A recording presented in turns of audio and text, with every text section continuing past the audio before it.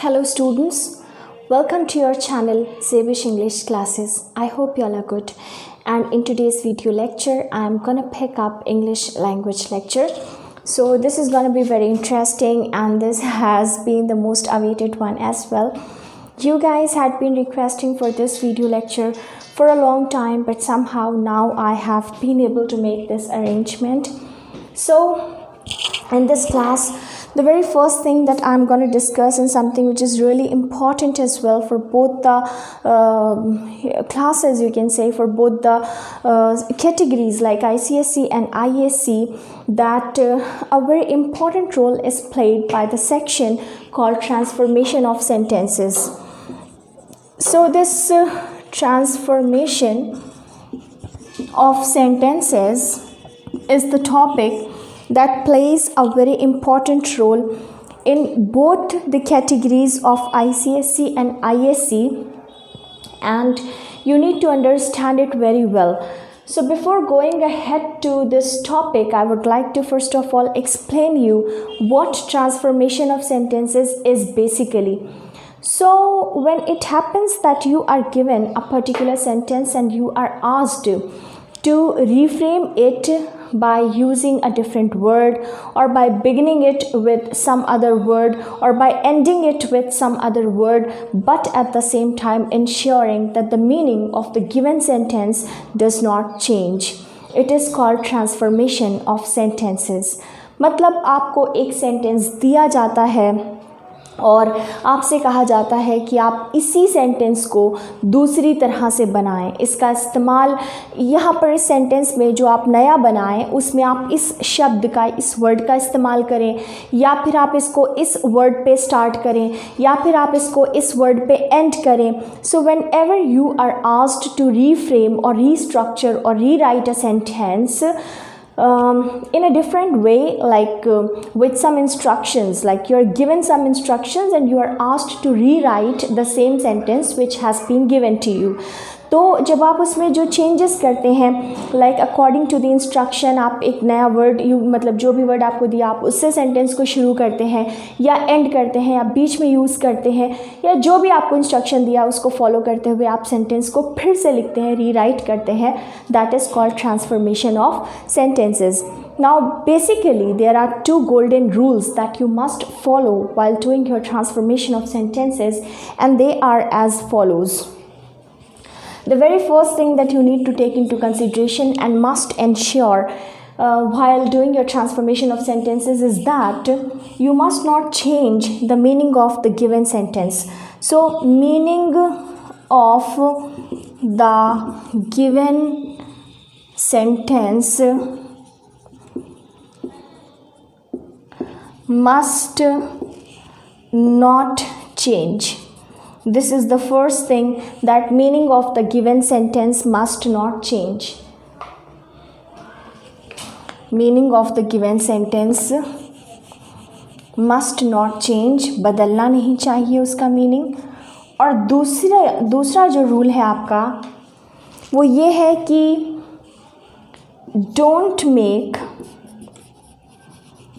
unnecessary changes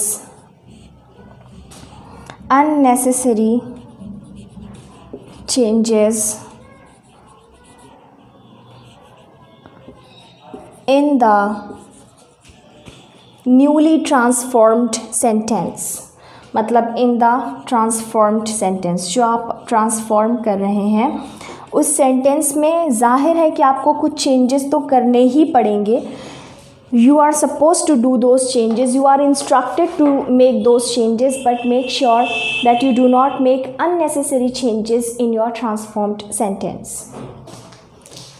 अब किस तरह के unnecessary changes की बात की गई है?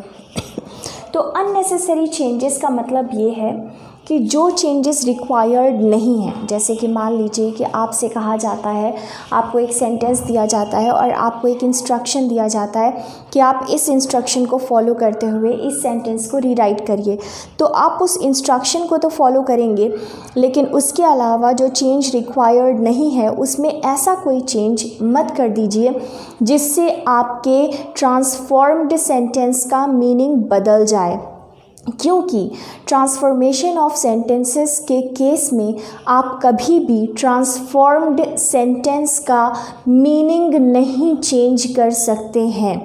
तो आपको ऐसा कोई चेंज उसके अंदर अननेसेसरीली नहीं करना है जिसकी वजह से उसका मीनिंग बदल जाए।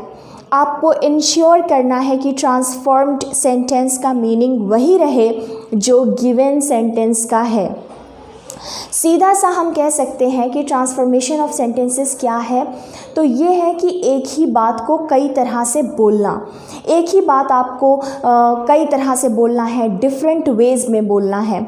जैसे मान लीजिए हमने कहा कि Seema is inside the class, तो ये एक पॉजिटिव सेंटेंस है जिसका मतलब है कि सीमा क्लास में है। Seema is inside the class. अब अगर ये इंस्ट्रक्शन दिया जाए कि आप इस सेंटेंस को नेगेटिव बना दीजिए, तो नेगेटिव तो हमें बनाना है।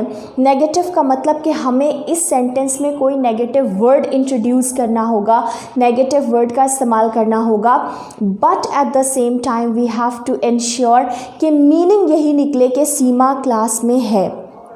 तो अब इसको नेगेटिव बनाने के लिए हम ये नहीं कह सकते Seema is not inside the class. Negative word not है, हमने नॉट का इस्तेमाल कर लिया।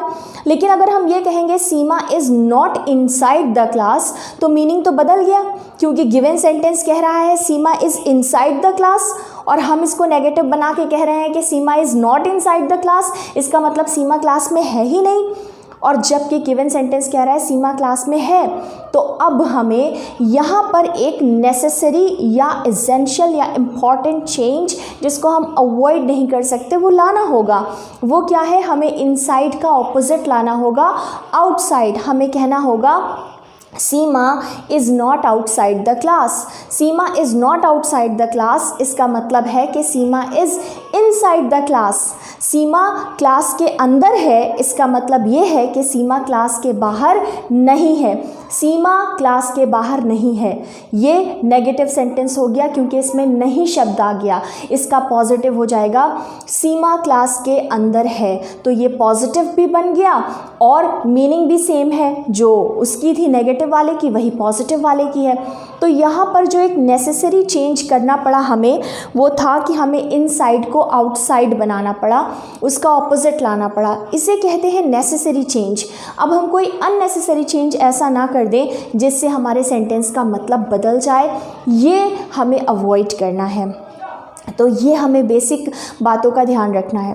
तो एग्जाम्पल ये था कि अगर हमने कहा Seema is inside the classroom, तो this is your positive sentence. अब जब हमको इंस्ट्रक्शन दिया गया कि change the given sentence into a negative one, तो चेंज इट इनटू नेगेटिव। अगर ये आपका इंस्ट्रक्शन है तो आप कह देंगे Seema is not outside the classroom, जिसका मतलब है कि Seema is inside the classroom. तो ये होता है आपका ट्रांसफॉर्मेशन ऑफ सेंटेंसेस। और ट्रांसफॉर्मेशन ऑफ सेंटेंसेस एक बहुत बड़ा टॉपिक है जिसमें आपको इस सेक्शन के अंदर बहुत सारे टॉपिक्स मिल जाएंगे। जैसे आपको degrees of comparison, active passive, direct indirect, then आपके as soon as, no sooner वाले, वो आपको करना होगा। There are so many sentences, so many types. You can be asked to change a positive one into a negative one. You can be asked to change the form of the word which has been used in the given sentence. So there are various ways in which you can be instructed to transform a sentence. But then what you have to ensure at the time of transforming a sentence is that the meaning of the transformed sentence must not change, and the transformed sentence must carry the same meaning which is carried by the given sentence. This is something which you have to just embed into your mind. And while saying, that you are supposed to make necessary changes and do not make unnecessary changes, what I mean to convey to you is that you should not be making such changes in the transformed sentence that might change the meaning of the given sentence, है ना, that might change the meaning of the transformed sentence from the given sentence, कि given sentence को देखते हुए transformed sentence का meaning change ना हो जाए। इन बातों को आपको ध्यान रखना है। अब इन बातों को ध्यान रखते हुए अगर हम बात करें कि क्या आपको मिल सकता है, तो बहुत टाइप्स हैं, आपको बहुत सारे टाइप्स मिल सकते हैं। जैसे कि आई टोल्ड यू कि डायरेक्ट इनडायरेक्ट भी हो सकता है, एक्टिव पैसिव भी हो सकता है। जैसे इस वाले एग्जाम्पल में आपको अफर्मेटिव या पॉजिटिव सेंटेंस देकर कहा गया कि आप इसको नेगेटिव में चेंज करें, तो ये भी एक हो सकता है, आपको इस तरह से भी दिया जा सकता है।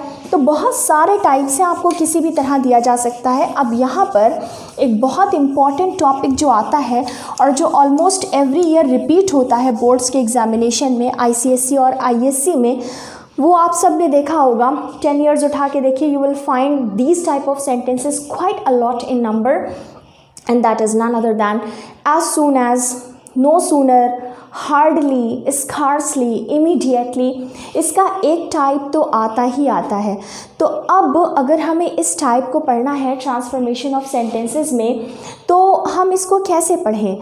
तो हमने इसको क्या किया, although there is no such name given to these type of sentences in any grammar book of English language, but what I have done that I have personally given a name to these type of sentences so that it becomes convenient for my students to understand these type of sentences in one category classified under one name, and also to remember the rules of these type of sentences easily as they are now classified under one topic name. So हमने इन sentences को देखते हुए इनके nature, इनके temperament के हिसाब से नाम दिया है। इसको समझने की कोशिश करिएगा, ये आपके पर्पस के लिए, आपके लिए बहुत इम्पॉर्टेंट है। जैसे मान लीजिए कि एक सेंटेंस ये है कि as soon as I reached the station. बहुत ही कॉमन सा सेंटेंस है जो हम ले रहे हैं, कॉमा द ट्रेन लेफ्ट। तो ये एक बहुत ही कॉमन सा सेंटेंस है which you generally find in your English language book. As soon as I reached the station comma the train left, ये आपका गिवन सेंटेंस है। अब इस सेंटेंस को आप देखिए, इस तरह का सेंटेंस जब आपको दिया जाता है, तो इस तरह का सेंटेंस देकर उसके साथ आपको इंस्ट्रक्शन दिया जाता है कि begin this sentence with no sooner. आपको इसको रीफॉर्म करना है या रीफ्रेम या रीराइट करना है, beginning it with no sooner. इस केस में अब आपको पहले ये देखना है कि इसका मतलब क्या निकल रहा है, क्योंकि मतलब तो बहुत ज़रूरी है, क्योंकि जब आप समझ जाओगे कि गिवन सेंटेंस का मतलब क्या है, तभी तो आप इंश्योर करोगे कि ट्रांसफॉर्म्ड सेंटेंस का भी वही मतलब होना चाहिए। तो अब यहाँ पर जो आप देखोगे वो ये है कि as soon as I reached the station, मतलब जैसे ही मैं स्टेशन पहुँचा, ट्रेन वहाँ से चली गई। मतलब ये दोनों काम बहुत ही साइमल्टेनियसली हुआ, right one after the other, एक के फ़ौरन बाद दूसरा एक्शन हुआ। इसका मतलब कि ये साइमल्टेनियसली दो एक्शंस हुए। ये वो टाइप ऑफ सेंटेंसेस हैं जिसमें आपको मिलेगा कि दो एक्शंस राइट एक के बाद एक होंगे। Two actions will take place right one after the other, which can be called as simultaneous actions because they are taking place simultaneously. So you call them what? You call them simultaneous actions. Simultaneous actions. So this is how what I have done, that I have named these topics as simultaneous actions कि हम इनको कहेंगे कि हम transformation of sentences में कौन से topic में डील कर रहे हैं। अभी हम ट्रांसफॉर्मेशन ऑफ सेंटेंसेस में इस टॉपिक में डील कर रहे हैं जिसका नाम है साइमल्टेनियस एक्शंस। ऑल्दो अब आप ये नाम ढूंढोगे अगर लैंग्वेज बुक में या ग्रामर बुक में, तो ये आपको कहीं नहीं मिलेगा, क्योंकि ये पर्सनली हमने नाम दे दिया है इस टॉपिक को। मतलब ये जो जितने भी इस तरह के सेंटेंसेस थे, सारे टाइप्स को हमने एक जगह रखा और इन टाइप ऑफ सेंटेंसेस को हमने एक नाम दे दिया साइमल्टेनियस एक्शंस। ताकि हमें नाम से भी क्लैरिफिकेशन रहे, क्लैरिटी रहे, क्लियर रहे कि अच्छा ये किस टाइप के सेंटेंसेस हैं और इनमें करना क्या है और इनके रूल्स क्या हैं, ये पूरे एक टॉपिक के अंडर आते हैं। अब चलिए हम लोग पढ़ते हैं ट्रांसफॉर्मेशन ऑफ सेंटेंसेस का ये वाला टॉपिक, जिसको हमने नाम दिया है साइमल्टेनियस एक्शंस। तो साइमल्टेनियस एक्शंस में आपको क्या करना होता है, क्या होते हैं, ये अब हमें समझना है। तो ये मत भूलिएगा कि जो हमारा मेन टॉपिक है वो क्या है यहाँ पर, वो है ट्रांसफॉर्मेशन ऑफ सेंटेंसेस। हम लोग कर रहे हैं बेसिकली ट्रांसफॉर्मेशन ऑफ सेंटेंसेस। हाँ, हम लोग ट्रांसफॉर्मेशन ऑफ सेंटेंसेस में डील कर रहे हैं साइमल्टेनियस एक्शंस में। तो अब हमें समझना है कि साइमल्टेनियस एक्शंस क्या होता है। वो हम समझ चुके हैं कि जब एक ही सेंटेंस के अंदर, एक पर्टिकुलर सेंटेंस के अंदर आपको दिखेगा कि दो एक्शंस हो रहे हैं और वो दोनों actions right one after the other हो रहे हैं, मतलब एक के फ़ौरन बाद दूसरा एक्शन होगा, जिसे हम कहते हैं कि ये एक्शंस साइमल्टेनियसली हो रहे हैं, या फिर हम कह सकते हैं कि ये साइमल्टेनियस एक्शंस हैं। तो इसीलिए हमने टॉपिक को नाम दे दिया साइमल्टेनियस एक्शंस। अब हम देखते हैं कि क्या होता है इसमें। फॉर एग्जाम्पल, जैसे कि हमने पहले एक एग्जाम्पल लिया था, as soon as I reached the station, फिर कॉमा लगा होता है, द ट्रेन लेफ्ट। तो ये आपका सेंटेंस था, as soon as I reached the station comma the train left. और यहाँ पर आपको इंस्ट्रक्शन मिलता है कि बिगिन करिए इस सेंटेंस को नो सूनर के साथ। अब आप कैसे करते हैं ये समझिएगा, क्योंकि आपको इस सेंटेंस को नो सूनर से बिगिन करना है, इसलिए सबसे पहले आप सेंटेंस के अंदर लिखेंगे नो सूनर। फिर उसके बाद, अच्छा बहुत ध्यान से इस बात को समझिए, सबसे पहले आपको अब जब इस सेंटेंस को इंस्ट्रक्शन के हिसाब से नो सूनर से बिगिन करना है, तो आपने सबसे पहले नो सूनर लिख लिया। आप देखिए ये सेंटेंस क्या कह रहा था। ये सेंटेंस कह रहा था, जैसे ही मैं स्टेशन पहुंचा था ट्रेन चली गई थी। इसका मतलब कि यहाँ पर रीच्ड लिखा हुआ है और लेफ़्ट लिखा हुआ है, और ये दोनों ही वर्ड्स पास्ट टेंस के वर्ड्स हैं, जिसका मतलब कि ये सेंटेंस पास्ट टेंस में है। ये बहुत ज़रूरी है हमारे लिए ध्यान देना कि हमारा गिवन सेंटेंस प्रेजेंट में है कि पास्ट में है, क्योंकि अगर हम इस बात पर ध्यान नहीं देंगे तो हम अपने ट्रांसफॉर्म्ड सेंटेंस का टेंस बाय मिस्टेक चेंज कर सकते हैं, और इन दैट केस हमारे ट्रांसफॉर्म्ड सेंटेंस का मीनिंग भी तो चेंज हो जाएगा। क्योंकि अगर गिवन सेंटेंस पास्ट की बात कर रहा है तो ट्रांसफॉर्म्ड सेंटेंस भी तो पास्ट की बात करना चाहिए, अगर मीनिंग को सेम रखना है। क्योंकि अगर यहाँ पर पास्ट की बात हो रही है और हमने ध्यान नहीं दिया, हमने ट्रांसफॉर्म्ड सेंटेंस को जब किया, हमने सेंटेंस को ट्रांसफॉर्म किया तो हमने प्रेजेंट में कर दिया, इससे मीनिंग तो बदल गया ना। पास्ट को हमने प्रेजेंट कर दिया, साफ साफ एकदम क्लियरली आपका मीनिंग चेंज हो गया। तो हमें इंश्योर करना है कि मीनिंग चेंज ना हो, उसके लिए हमें इंश्योर करना है कि जो टेंस है हमारा गिवन सेंटेंस में, वही सेम टेंस हम अपने ट्रांसफॉर्म्ड सेंटेंस में भी रखेंगे। और इस बात का ध्यान हमें ट्रांसफॉर्मेशन को करते टाइम उसको ध्यान रखना है। अब देखिए, नो सूनर के फ़ौरन बाद हम क्या लगाएंगे। पहले हमने देखा कि अच्छा गिवन सेंटेंस तो पास्ट में था, इसका मतलब कि अब इस वाले सेंटेंस को भी हमें क्या रखना है, पास्ट रखना है। तो अब नो सूनर के फ़ौरन बाद हमें एक ऐसा शब्द लगाना है यहाँ पर जो कि होगा had, according to the rule. ये रूल है, रूल के हिसाब से हम या तो हैड लगाएंगे या डिड। क्यों, ध्यान रखिए, क्योंकि हैड और डिड दोनों ही पास्ट टेंस के शब्द हैं। हैड भी पास्ट टेंस है, डिड भी पास्ट टेंस है। ये कंप्लीटली हमारे ऊपर है कि हम हैड का इस्तेमाल करें यहाँ पर या डिड का इस्तेमाल करें। It is completely up to your own desire, up to your own discretion कि आप यहाँ पर नो सूनर के बाद हैड लगाएं या डिड। अच्छा, हमने हैड या डिड का ऑप्शन क्यों रखा है, क्योंकि आपका गिवन सेंटेंस कह रहा है रीच्ड द स्टेशन, मतलब पास्ट है। द ट्रेन लेफ्ट मतलब पास्ट है। क्योंकि गिवन सेंटेंस पास्ट है, हमें इस सेंटेंस को भी पास्ट रखना है, जिसको हम ट्रांसफॉर्म करने जा रहे हैं। और पास्ट रखने के लिए हमें पास्ट टेंस के शब्दों का इस्तेमाल करना होगा, और हैड और डिड दोनों ही पास्ट टेंस के शब्द हैं। तो अब इन दोनों में से कोई एक वर्ड आप ले सकते हैं अपनी मर्ज़ी का। मान लीजिए हमने यहाँ पर लिया हैड, तो अब ये सेंटेंस हो जाएगा नो सूनर हैड आई। अच्छा, बाकी आपको एज इट इज़ अभी करना है। तो अभी ऐसे हमने कहा नो सूनर हैड आई, अब ये हमने कहा रीच्ड। अब हमें यहाँ पर एक बात का बहुत अच्छी तरह से ध्यान रखना है जो कि बहुत इम्पॉर्टेंट है, यहीं पर सारा रूल है, यहीं पर सारा गेम है, और वो ये है कि आपकी मर्ज़ी थी कि आप हैड लगाएं, आपकी मर्ज़ी थी कि आप डिड लगाएं, ये पूरी तरह से आपकी मर्ज़ी थी। लेकिन अगर आपने हैड का इस्तेमाल किया तो आपको ध्यान रखना है कि हैड के साथ लगता है वर्ब का थर्ड फॉर्म, और ये चीज़ आप बदल नहीं सकते। और आपको ये भी ध्यान रखना है कि अगर आपने डिड लगाया तो आपको लगाना है वर्ब का फर्स्ट फॉर्म, और ये भी आप बदल नहीं सकते, क्योंकि ये इंग्लिश लैंग्वेज के यूनिवर्सल रूल्स हैं that had is always followed by the third form of the verb and did is always followed by the first form of the verb. तो अब यहाँ पर हैड के साथ आपको वर्ब का थर्ड फॉर्म लगाना है।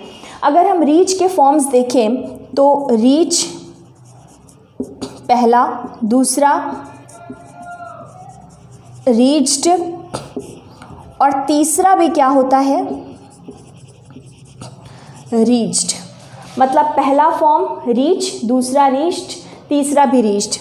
तो अगर हमने नो सूनर हैड लगाया है तो हम क्या लगाएंगे reached, third form. Although second भी रीच्ड है, लेकिन हम अपने हिसाब से थर्ड फॉर्म लगा रहे हैं क्योंकि थर्ड फॉर्म भी रीच्ड है।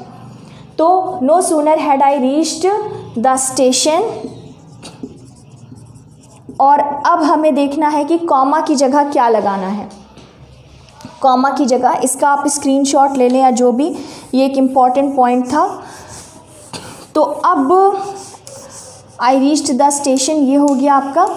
अब यहाँ पर एज सून एज के साथ जहाँ कॉमा लगा था, यहाँ से आप देखो तो आपका एक एक्शन ये है और कॉमा के बाद दूसरा वाला एक्शन है। आई हैड टोल्ड यू ना कि दो एक्शंस हैं सेंटेंस के अंदर।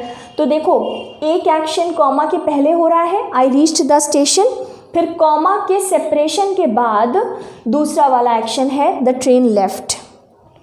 तो यहाँ पर जब हम नो सूनर से बिगिन कर रहे हैं तब भी हम एक एक्शन के ख़त्म होने पर एक सेपरेशन के लिए कुछ यूज़ करेंगे। तो एज सून एज में तो कॉमा का इस्तेमाल हुआ है, लेकिन नो सूनर में हम लगाएंगे THAN दैन, क्योंकि अगर आप इस वर्ड को देखिए सूनर, तो सूनर एक कंपैरेटिव वर्ड है। जैसे टॉलर, बेटर, इन सब के साथ हम क्या लगाते हैं than, taller than, better than, higher than, right. So here sooner than, तो इसीलिए हम सूनर के साथ आगे जाकर दैन लगाएंगे और रिमेनिंग पार्ट हमारा एज इट इज़ रहेगा दैन द ट्रेन लेफ्ट। अच्छा, हम यहाँ पर कोई चेंज क्यों नहीं कर रहे हैं? क्योंकि इस हैड वर्ड का जो इम्पैक्ट है वो सिर्फ अपने पास वाले वर्ब पे पड़ेगा, यानी कि रीच पे। तो हैड के साथ रीच का थर्ड फॉर्म आ गया रीच्ड, लेकिन जो दूसरा वाला वर्ब है मतलब कि लेफ्ट ये एज इट इज़ रहेगा, इसके ऊपर कोई इम्पैक्ट, कोई असर हैड का नहीं पड़ेगा। एक तो ये तरीका हो गया करने का, या दूसरा हमने आपसे कहा था कि आप अपनी मर्ज़ी के हिसाब से नो सूनर के साथ डिड भी लगा सकते हैं। अब देखिए डिफरेंस क्या आ जाएगा। अगर आपने नो सूनर के साथ डिड लगा लिया तो नो सूनर डिड, उसके बाद आपने लिखा आई, और यहाँ पर डिड के साथ क्या लगता था वर्ब का फर्स्ट फॉर्म, तो रीच्ड का फर्स्ट फॉर्म क्या हो जाएगा रीच। ये हो जाएगा no sooner did I reach the station, और क्योंकि नो सूनर ही है ये तो नो सूनर के साथ तो दैन लगता है, तो हमें पता है कि यहाँ पर लग जाएगा दैन, और रिमेनिंग एज इट इज़ रहेगा दैन द ट्रेन लेफ्ट। ये आपका सेंटेंस बन जाएगा। इसी सेम सेंटेंस को आपको कहा जा सकता है कि आप हार्डली से बिगिन करिए।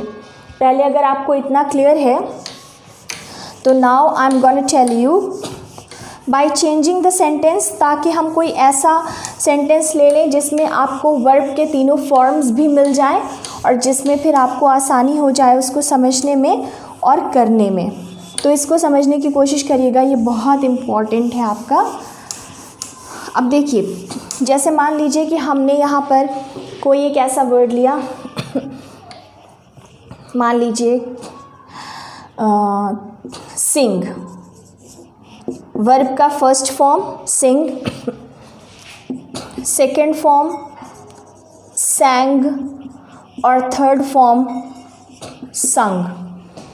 तो यहाँ पर फॉर्म्स बिल्कुल अलग अलग हैं, sing, sang, sung. First form sing, second form sang, third form संग।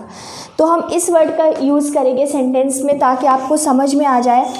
थर्ड फॉर्म हैड के साथ लग रहा है तो क्या चेंज हो रहा है, और डिड के साथ फर्स्ट फॉर्म लग रहा है तो क्या चेंज हो रहा है। समझिएगा इसको। मान लीजिए ये सेंटेंस है, as soon as she sang an emotional song,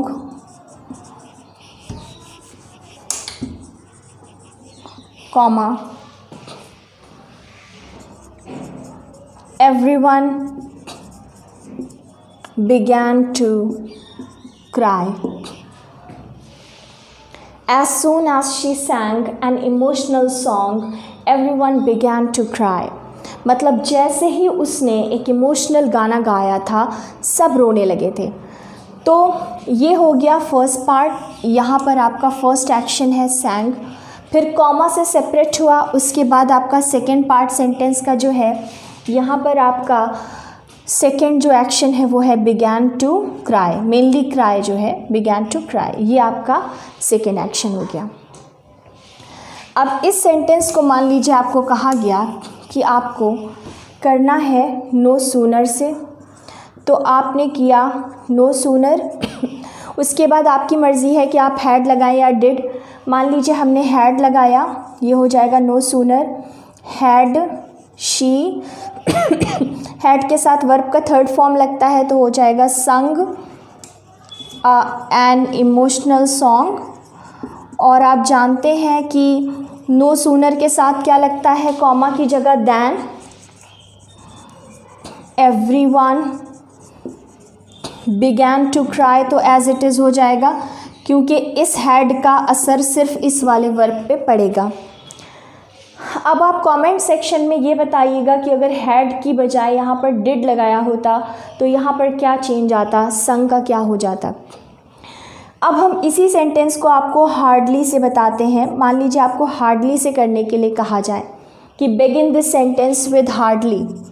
अगर आपको ऐसा कहा जाए तो क्या करेंगे आप?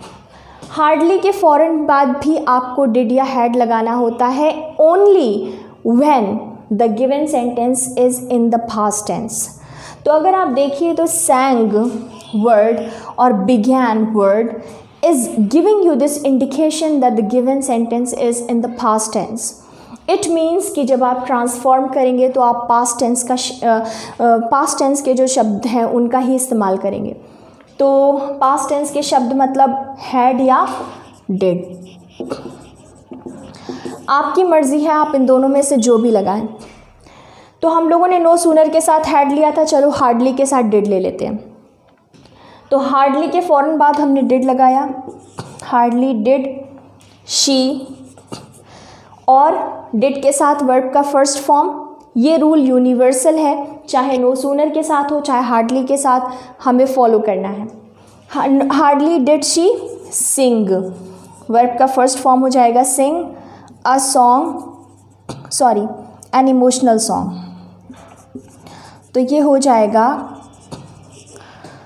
Hardly did she sing an emotional song. और यहाँ पर हम दैन नहीं यूज़ करेंगे क्योंकि यहाँ पर कोई कंपैरेटिव वर्ड तो है नहीं। Sooner was a comparative word, तो सूनर दैन हो गया। यहाँ पर जब हम एक एक्शन के ख़त्म होने पर सेंटेंस में एक सेपरेटिंग वर्ड लाएंगे, दो एक्शंस को सेपरेट करने के लिए, तो वो हम लाएंगे व्हेन को। इसका मतलब हार्डली के साथ क्या लगता है, व्हेन। हम व्हेन यूज़ करेंगे सेंटेंस के अंदर एक एक्शन को दूसरे एक्शन से सेपरेट करने के लिए हार्डली के साथ, व्हेन।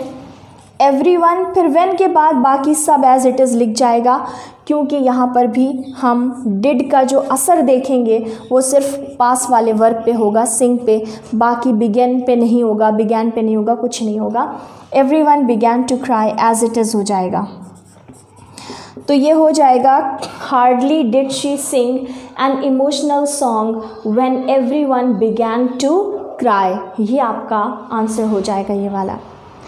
अच्छा, अब क्या होता है कि आपको इसी सेम सेंटेंस को कह दिया जाता है कि आप स्कार्सली से करें। अगर आपको कह दिया गया स्कार्सली से करने के लिए, तो आपको ध्यान रखना है कि जो वर्ड है हार्डली वही है स्कार्सली का सिनोनिम। मतलब अगर आपसे कहा जाए कि इस सेंटेंस को स्कार्सली से करिए, तो scarcely is a synonym of hardly. तो क्योंकि स्कार्सली हार्डली का सिनोनिम है, तो सेम रूल्स फॉलो होंगे, बस क्या चेंज हो जाएगा, यहाँ पर आपका हो जाएगा हार्डली के बजाय आपका क्या आ जाएगा, यहाँ पर ये आपका आ जाएगा, मान लीजिए स्कार्सली आपने लगाया। इसको समझिएगा, सेम रूल का मतलब है कि यहाँ पर भी हम व्हेन यूज़ करेंगे जब हम सेंटेंस में दो एक्शंस को सेपरेट करेंगे। तो अब ये हो जाएगा स्कार्सली, हमने पहले डिड यूज़ किया था हार्डली में, यहाँ पे हैड यूज़ कर लेते हैं। स्कार्सली हैड शी, और हैड के साथ संग, scarcely had she sung an emotional song, फिर हो जाएगा व्हेन।